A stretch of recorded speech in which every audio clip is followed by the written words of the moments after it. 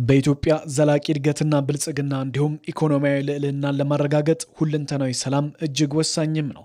በተለያዩ ዘመናት ኢትዮጵያ ባጋጠሟት አለመግባባቶችና የሰላም ችግሮች ዘላቂና ሁለንተናዊ እድገት እንዳይኖራት አድርጓታል የሚለው የመደመር መንግስት ጦርነትና ግጭት ብዙ የእድገት እድሎቿን የቀማት ሀገር ሆና እዚህ ትውልድ ላይ መድረሷንም ያስቀምጣል።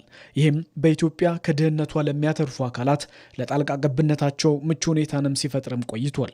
በውጤቱም ኢትዮጵያ የሀብታም ድሃ ህዝቡም በሀብት ላይ ቆሞ በድህነት መኖርን እንዲላመድ አድርጎታል ሲልም የመደመር መንግስት እሳቤ ተነትናል። እንዲሁም ደግሞ ያሉ ችግሮችን ከራስ አውድ ተነስቶ መፍትሄ ለመስጠት የሚያስችል ጠንካራ ስርዓትና መዋቅር እንደ ሀገር አለመዘርጋቱም አንድ ፈተናም ሆኗል። ነገር ግን ሀገራዊ ሰላምና ልማት የአንድ ሳንቲም ሁለት ገጽታም ናቸው። ሰላም ባለበት ሀገራዊ ልማትና ሁሉን አቀፍ ብልጽግናን ማረጋገጥም ይቻላል። በለውጥ ወደ ስልጣን የመጣው የመደመር መንግስት እንደ ሀገር ዘላቂ ሰላምን በማረጋገጥ ረገድ የኢትዮጵያን ብልጽግናን እውንም ለማድረግ የተለያዩ እርምጃዎችንም ወስዷል። አሁንም ለሰላም የሚሰጠው አማራጭም ቀጥሏል። እንደ ሀገር ዘላቂ ሰላምን አስፍሮ ሀገራዊ መግባባትንም ፈጥሮ የበለጸገ ሀገርን ለትውልድ ለማሻገር የሁሉም አካል ተሳትፎንም የሚያረጋግጥ ሀገራዊ ምክክር ኮሚሽን ተቋቁሞ ወደ ስራ መገባቱም አብነታዊ እርምጃ ነው። ይህም ዘላቂ ሰላም እንዲሰፍንና አካታች የሆነ ሀገራዊ መግባባትንም ለመፍጠር የተወሰደ እርምጃም ያደርገዋል። በተረጋጋና መደማመጥ በሰፈነበት ሀገር ውስጥ የሰከነ ፖለቲካ ስርዓትም ይዘረጋል። ማህበራዊ ፍትህን በማረጋገጥም ጠንካራ ኢኮኖሚ እንደ ሀገር እውን ማድረግም ያስችላል። እንደ ሀገር የኋሊት ጉዞን ለመግታትና በቀጣይም የጋራ ሀገረ መንግስትን ለማኖር እንደ ሀገርም ለመመካከር አንድ እርምጃም ሆኗል።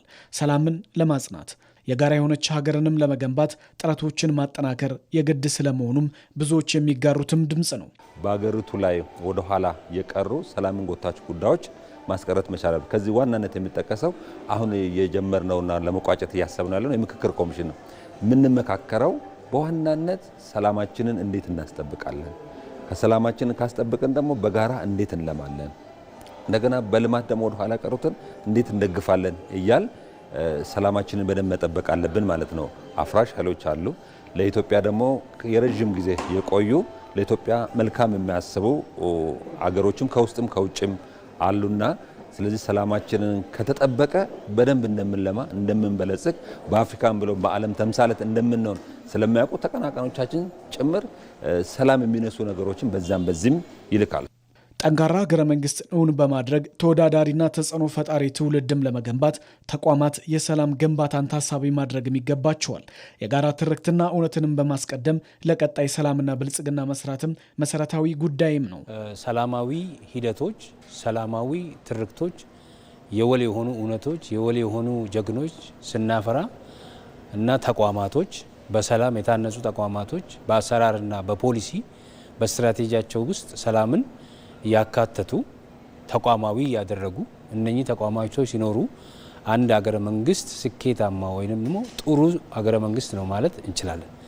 ይህን ካላደረግን በሰላም ግንባታ ስራችን ውስጥ ተቋማትን ካላሰብን፣ በተቋም ግንባታችን ውስጥ ሰላምን ካላሰብን ያሰብነው ነገር ግብ አይደርስም ማለት ነው። የመደመር መንግስት ሀገራዊ የሰላም ግንባታውን እውን በማድረግ ረገድ ሀገራዊ ምክክር እንዲደረግ የተለያየ ተልዕኮ ይዘው በትጥቅ ትግል ውስጥ የሚገኙትም ጭምር በሰላም እንዲታገሉ የሰላም ጥሪ በማድረግ ብዙዎችም ምላሽ እየሰጡም ይገኛል።